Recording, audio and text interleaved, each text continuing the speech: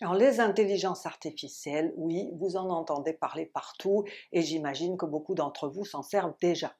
Mais est-ce que vous savez vraiment ce qu'elles sont et surtout ce qu'elles ne sont pas encore? Dans cet épisode, on va voir ensemble les 3 grandes étapes de l'intelligence artificielle et surtout pourquoi la prochaine pourrait changer la civilisation. Les IA qu'on utilise aujourd'hui, comme par exemple ChatGPT, Gemini, Grok, Claude, sont ce qu'on appelle des IA étroites multidomaines. Alors oui, elles peuvent déjà faire énormément de choses, et ce dans une énorme variété de domaines, d'où le terme multidomaine.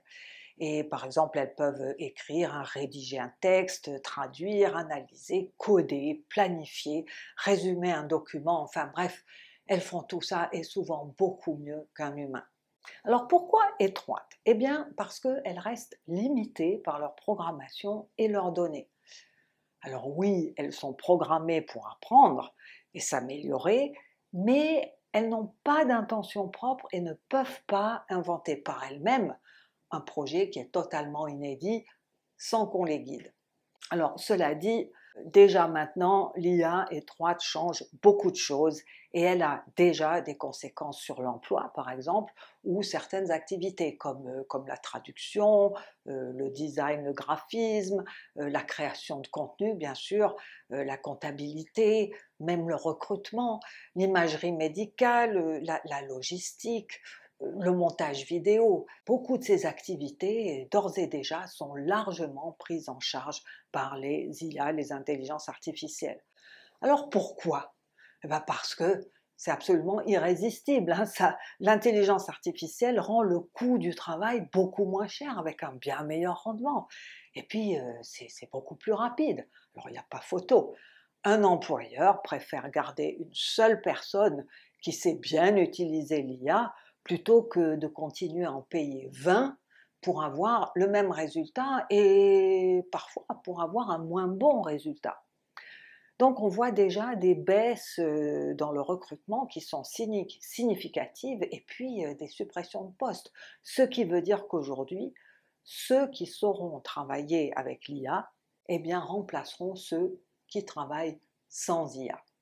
Mais alors, là où tout va changer, mais radicalement, c'est quand on aura atteint le deuxième niveau de l'IA, c'est-à-dire l'intelligence artificielle générale ou IAG ou AGI en anglais. Imaginez un monde où les IA comprennent, raisonnent et résolvent n'importe quelle tâche intellectuelle, n'importe quelle tâche intellectuelle.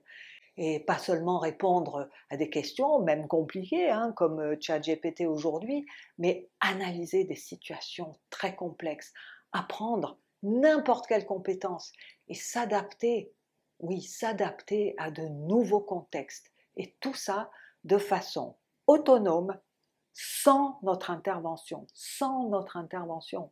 Je vous donne un exemple.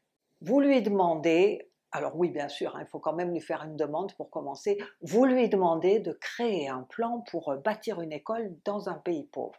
Eh bien, elle fait les recherches, elle calcule le budget, elle optimise la logistique, elle négocie les achats, elle gère les imprévus, et le tout sans qu'on ait à lui dire chaque étape, sans qu'on ait à intervenir. Et elle fera tout ça à une vitesse et à une échelle bien supérieure à la nôtre. Et c'est donc là qu'on va bifurquer vers un monde qui est radicalement différent de celui qu'on connaît maintenant et qui pourra être très positif ou peut-être très négatif. Alors dans les aspects positifs, on imagine bien sûr une formidable accélération scientifique, on trouvera la cure pour des maladies incurables en seulement quelques années, voire moins, plutôt qu'en plusieurs décennies, ou encore tout le travail pénible ou répétitif sera automatisé grâce à l'IAG.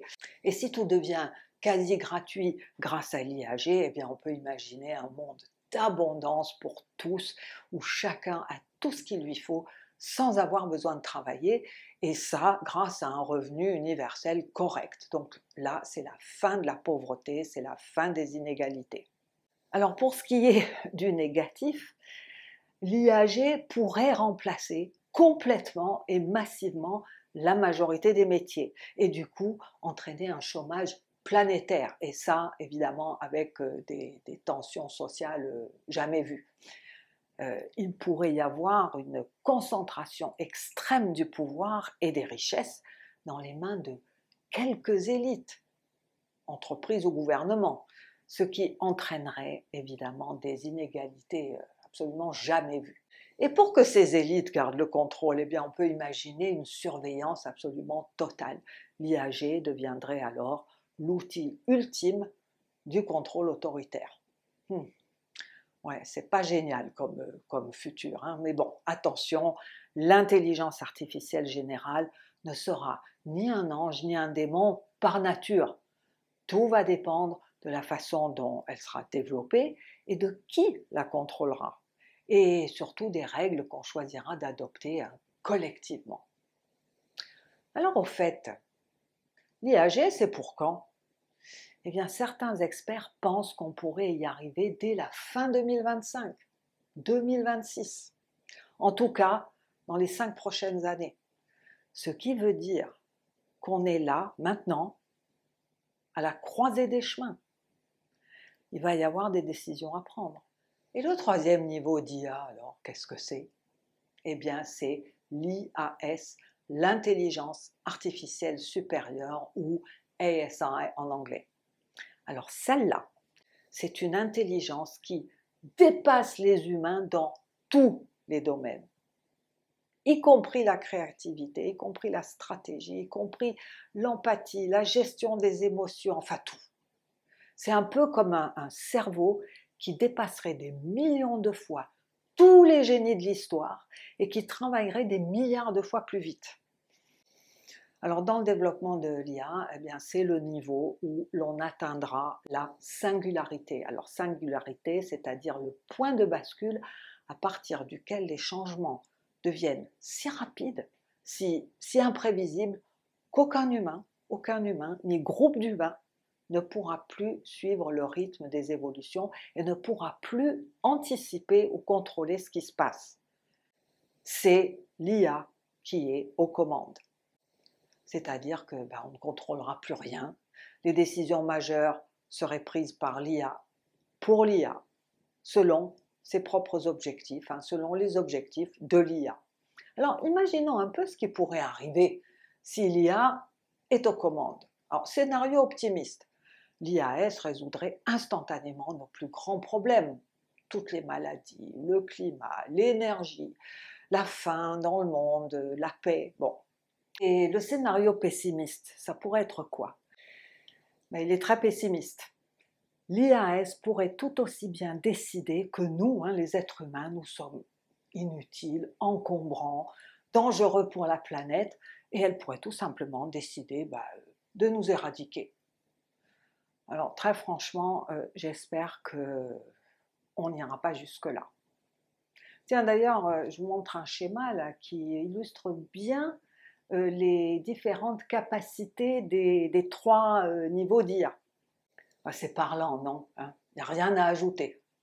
Mais au fait, qu'est-ce qui rend l'IA si différente de toutes les autres révolutions technologiques après tout? Eh bien, il y a 3 choses. 1, c'est la vitesse. Elle évolue plus vite que nos lois et notre culture.